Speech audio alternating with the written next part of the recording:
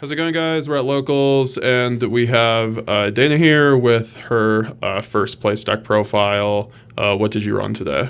So I ran my build of Adamancipator Magnet Warriors. I've always kind of liked the Magnet Warriors, so I really try to make this deck work as often as I can. So, Is this like your favorite deck of the format currently? of the format, I guess I could say it does well this format. So I would say, it probably is my favorite deck to play. You think it has pretty good matchups against what's going on right now? Yeah, absolutely. It plays through so much. The only problem, of course, is Nibiru is going to be popping up more often. But you have things like Researcher. You just hold it, you wait. Yeah, they nib you on your fifth monster. Well, you just special summon Researcher because you still have a rock on the field, and then you just keep going. And it's like, that's why you play the Monster Reborn and the Adamancipator Signs, just in case something like that does happen. And I had to play through one of those today. So. Okay, well, let's get into it. I guess we'll start over here with the monsters. Yeah, so I'm running two of each of the electromagnets. I'm not running Delta because, I'm not running Valkyrian.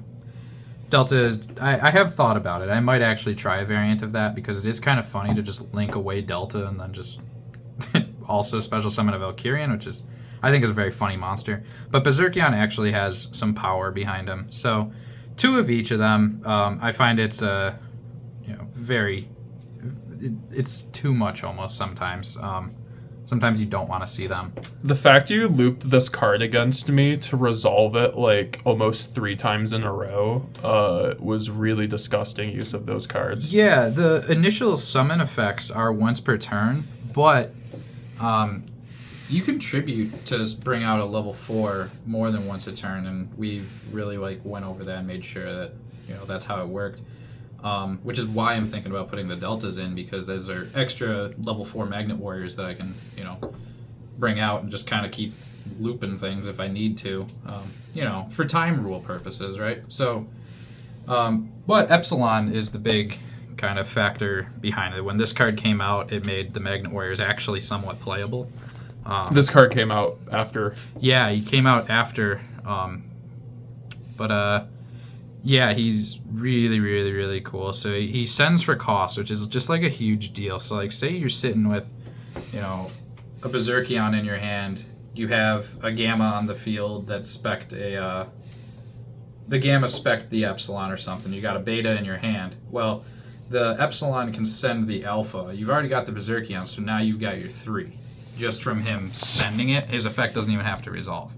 But his effect, when it does resolve, is absolutely killer because you do get to special summon a Magnet Warrior from your graveyard that you don't control. His name does become the one you send, so you can't just send one and then spec. But he's just really, really good. And then the fact that he's a level 4 and a rock is just already super good. Is that good for exceed plays? I'm assuming that's your level 4, or do you ever sync off with him? He's just having level 4 is just really good because you get Gallic Granite, you can get Tornado Dragon, Dweller, and just in general level 4 with the Adamancipators is always good because you get Analyzer, you can go right into a Dragite. You get a Seeker, you go into a Raptite. So something like that. And these guys being level 3 is huge with the Adamancipators because you get Naturia Beast, but you also get Gorgonic Guardian. So a board that I ended against someone today was Naturia Beast, Herald of the Arclight, and Gorgonic Guardian. And there's not much that you don't have Dark Ruler, or say an evenly matched. You don't really get around that. You can't droplet it because Herald's on the field. You can't even normal summon an attack over Herald because Guardian is just going to make their attack 0, and you try and do anything with spells, Beast is just going to negate them. So, wow. Now I shouldn't say you can't activate Droplet. You can still activate Droplet, but Beast is just going to get it because you can't discard a monster for it. So, or send a monster, you don't discard with Droplet. And then you have the Magna Induction. This is a really, really overpowered card, but only playing it at 1. Why only at 1? Because you're able to get access to it through other cards. No, you just don't want to see it. If you don't have a Magnet Warrior on the field, this card is absolutely useless. But if you do see it and you do have it, you basically go full combo. It summons a Magnet Warrior as long as you control one. And then for the rest of the turn, Magnet and Magna Warriors can't be destroyed by card effects and battle. And so that includes Valkyrian and Berserkion because they are Magna Warriors. Oh, something special about Epsilon. A lot of people don't realize when his special summon from the graveyard, it says Magnet or Magna Warriors. Oh. So if you summon Berserkion properly the first time, and they send him to the graveyard, you get your 3 guys back from Banish, depending on how he was sent. And if you have Epsilon, you can normal summon Epsilon, send something from, for cost. If that resolves, you can bring back Berserkion as a special summon on it, since he was summoned normally, which is just a really, really interesting aspect of that. I've definitely caught a few people off guard with it. Mm-hmm. So, very cool. Moving on to the Adamancipators, all of them at 3. A lot of people say to run Analyzer at 2. I don't know why they say that. Mm-hmm. If you're going second, absolutely broken to have in your opening hand, because if your opponent controls a monster, it's just a free special summon, automatically going like Cyber Dragon. Yeah. But you get a bunch of pluses. Yeah. You just keep going plus with this. Granted that you don't miss. You didn't miss against me. No, but I did. I did when we were recording the top match there. I special summoned a researcher. I think this was game 1. I was only able to end on Beast Guardian against.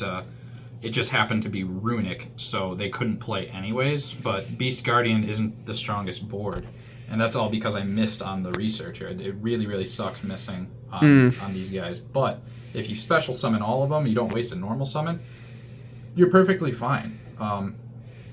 Because they're all tuners. They can all go into the other. Oh, really? That's crazy. Place. So yeah. We only run 1 Dragite. You only need 1, because if it pops in your opening hand, you might as well scoop. But if you reveal it off an Adamancipator and you're like, yeah, I can take a free level 4. If it's summoned off Adamancipator, you draw a card. So it's just a free level 4 and you draw a card. And it's a water, which is really important for a card like Dragite. You get a water in your graveyard. Dragite now is a spell and trap negate. On top of bouncing your opponent's basically their entire board, depending on how many rocks you pull. Wow. Which I've actually never once missed with Dragite, so I can't wait to do that next week. But yeah. And then, of course, you run 2 Adamancipator Signs, which is their monster reborn, with a little bit of tricks. If you do an Adamancipator, you get to put a level 4, I believe. Yeah, level 4 or lower rock monster. You put it on top of your deck, from your deck. Gotcha. So you basically just get to choose which they, excavate. It's pretty good. Which sometimes I've actually chosen a card and then revealed and realized, actually, this other card works a lot better. So, it's whatever. We love it. Running 2 suppliers. You don't really have to run these cards anymore because the normal summon on this is kind of rare. If you're playing the Magnet variant, you usually want to normal summon one of these. Actually, Epsilon or Gamma are the ones that you really want to normal summon because Gamma specs another one. I'm running these at 2 just because I do get that extra search. There is the case. That's the purpose, yeah. Yeah, it's a level 4. If it's in your opening hand, it's still something that you can special summon. Like, especially if you're it's a monster negate, Yeah, this is a monster negate. This one is an extender. If it's in your, hand, you go and link, say you're going into like an IP Masquerena or they have an earth monster in the graveyard, you're going into Asa. A rock monster's leaving the field, you special summon this guy and then search that guy. So it's just like an extender.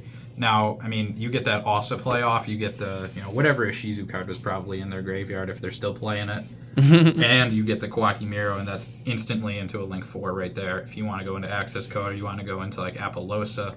So there's that. Very cool. Now, I only play 1 Guardian, which is kind of a sin. People say I have to play 2 if I'm playing 2 suppliers, but it doesn't come up enough that I want to play 2 of this. And I've actually had much more luck playing 1 of it. So, yeah, there's that. Doki Doki is at 2. It is not at 3. Why not 3?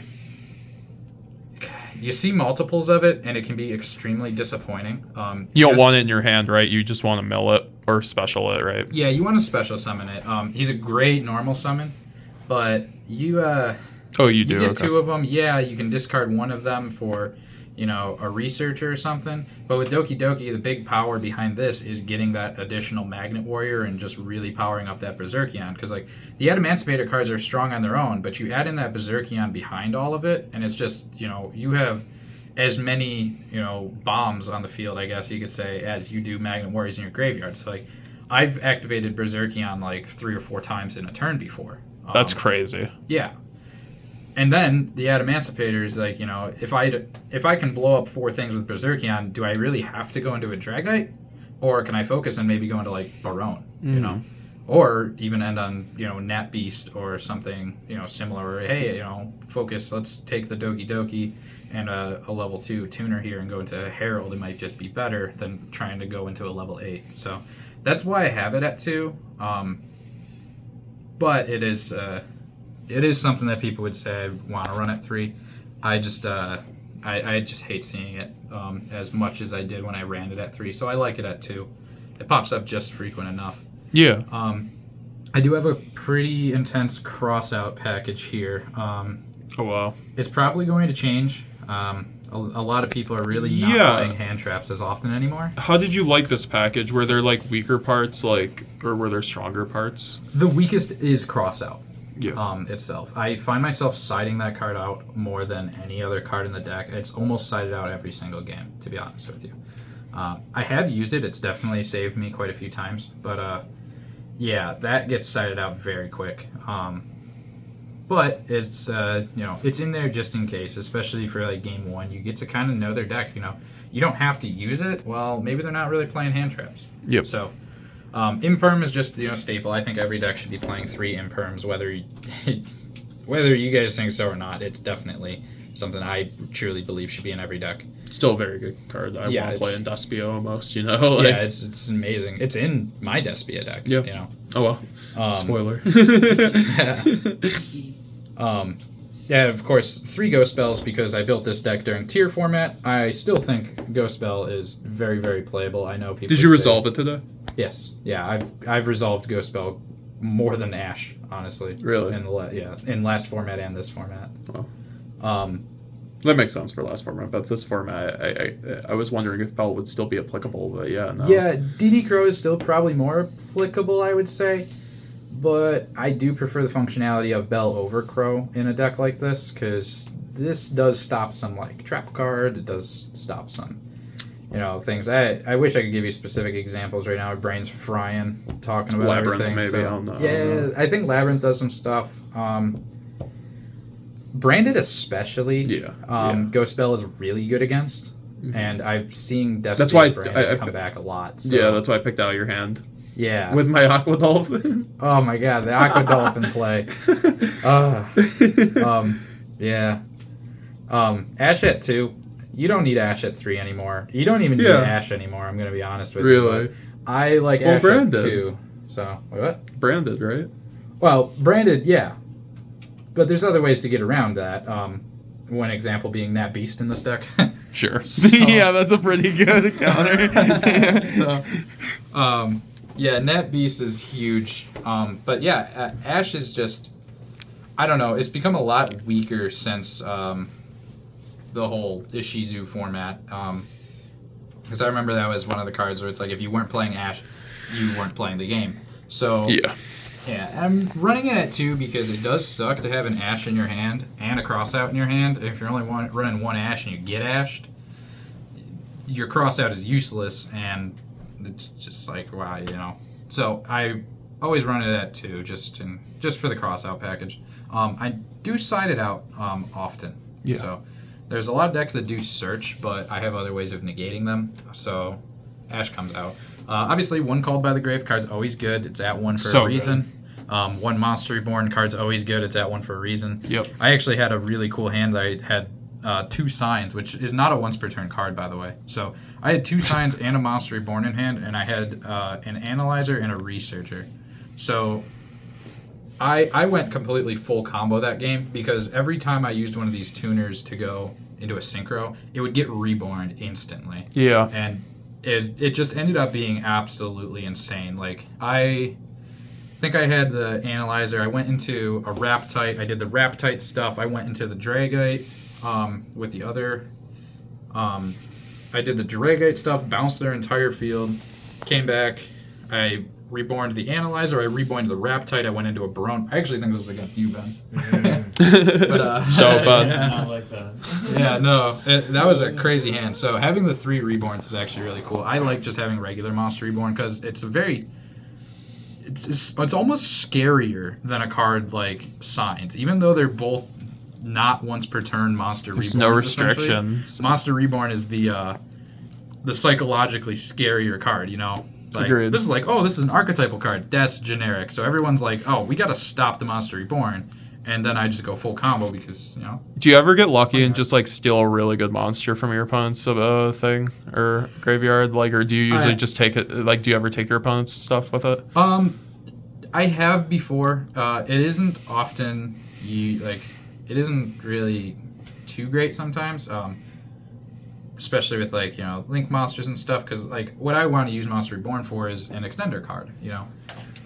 But I have definitely taken some pretty big things. Like, I've definitely taken, like, playing against a branded deck, I've taken some, I think Lubellian is a level 8, right? Yeah. I've taken a Lubellian and gone into a Barone with their Lubellian, or just, like, even just had it as a defender, or just things like that. So Monster Reborn is definitely a funny little card, especially if you know someone is going to make a play from their graveyard. You can just be like, I'm just going to take that, and I'm going to use it.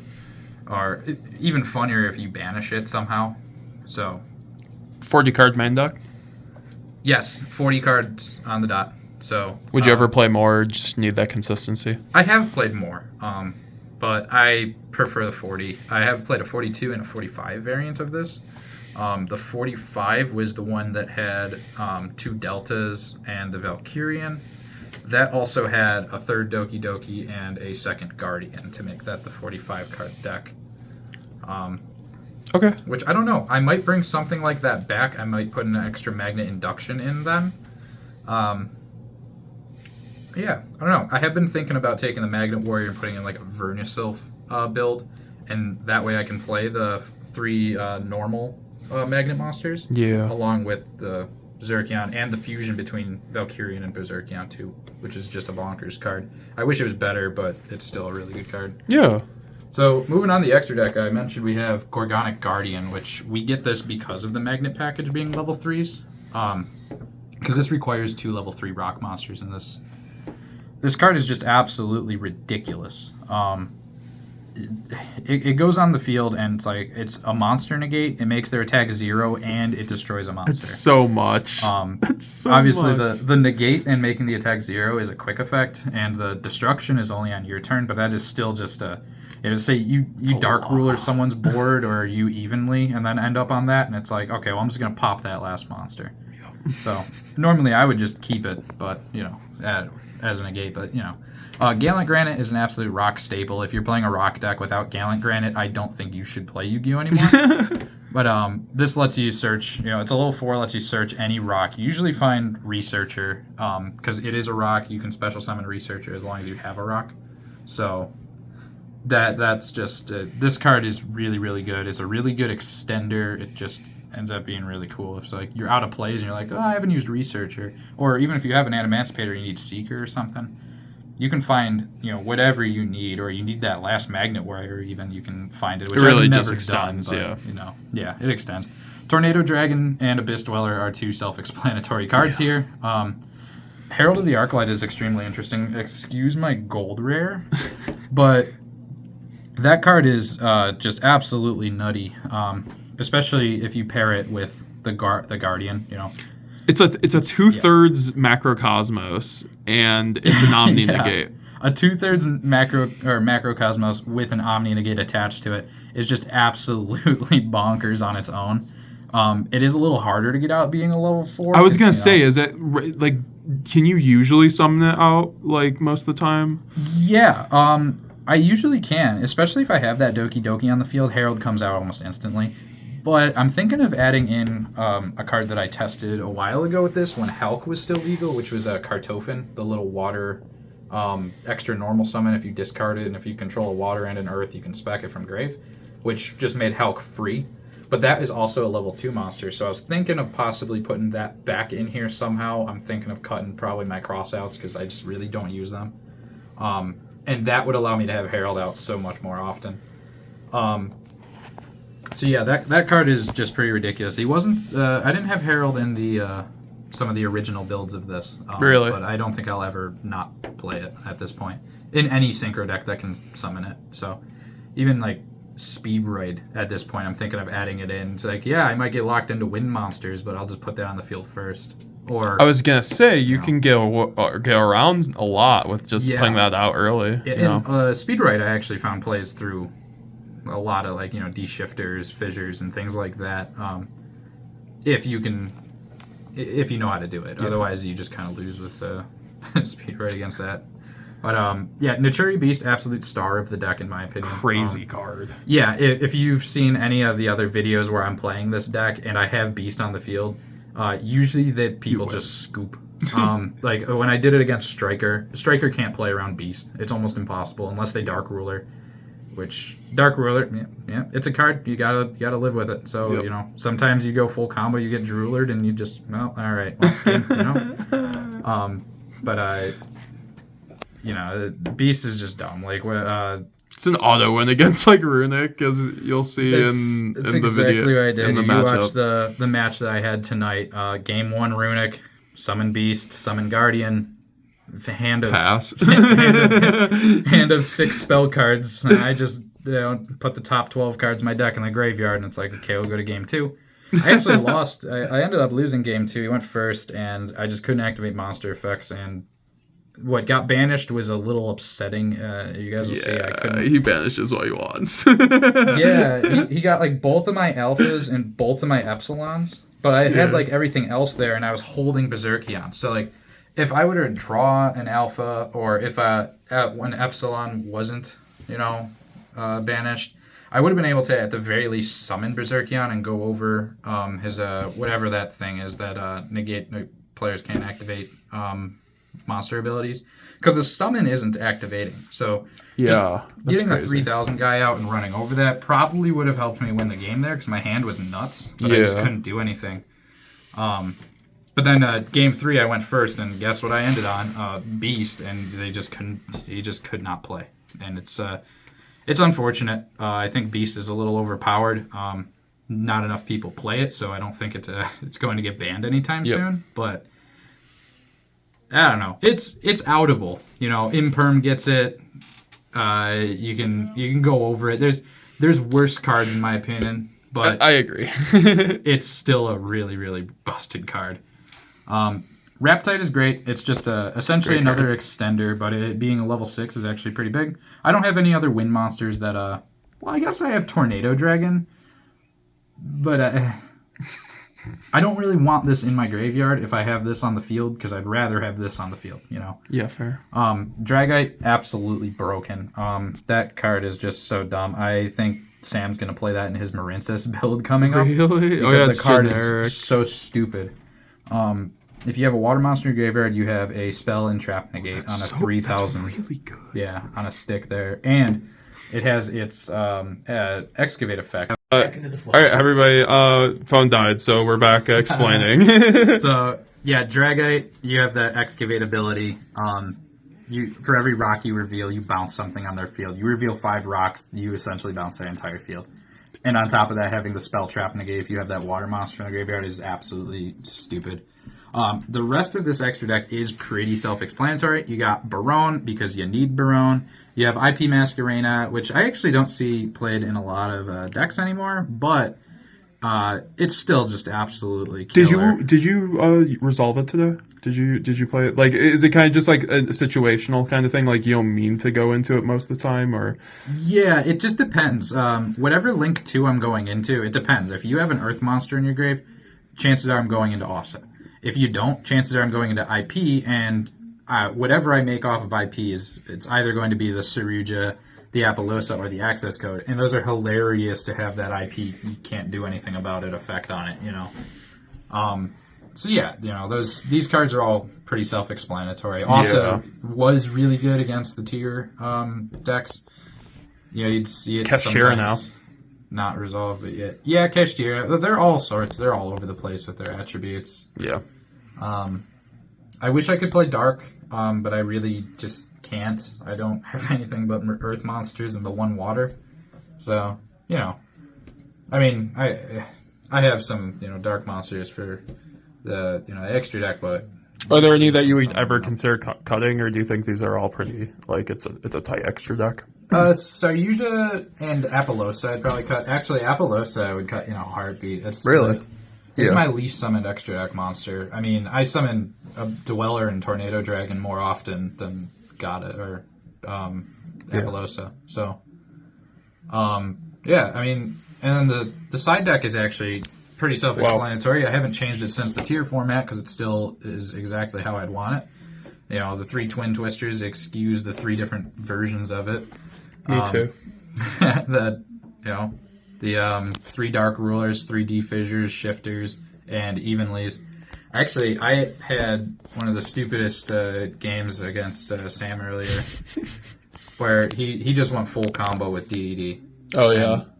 And I just Dark Ruler and then Evenly. And then I went full combo.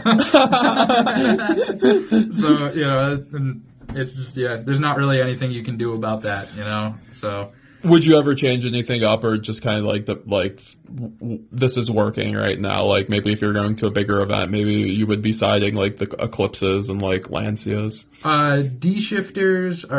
D-Shifters and Twin Twisters I'd probably pull. Twin Twisters is cool, but not this format necessarily. I mean, obviously it's always a good card, but I would definitely prefer the D-Shifters be, say, like 3 Nibs or 3 Lava Golems even at this point. Yeah. I probably wouldn't necessarily want Nibs if I can play the 3 Lava Golems. And Twin Twisters can kind of become everything. I think you said, Lancius. It's good against Runic, too. Yeah, it would probably just be a better thing. I did side these in against Runic, but... did those help at all? No, they were 2 cards set on the field that didn't do anything because I had Beast on the field. So... Oh, okay. Yeah. Gotcha. So, yeah. But essentially, that's the deck. I really enjoy playing this. Very, very... very different, I would say. It's almost unique. I've seen decks like this online, but... And the OCG is really getting on Adamancipator, so you're kind of flanking us. I think in a few months, a lot of people will be playing Adamancipator variants, especially with the Cyberstorm stuff. So you have a really cool deck, and really good job today. Well, thank you. Yeah, with the upcoming Pearly decks and stuff too, I think having Beast and Herald are just going to be absolutely killer cards at your disposal. Yeah. So, yeah. Alrighty. Good job on the first place, Thanks for the deck profile. Have a good day, everybody. Absolutely. Bye.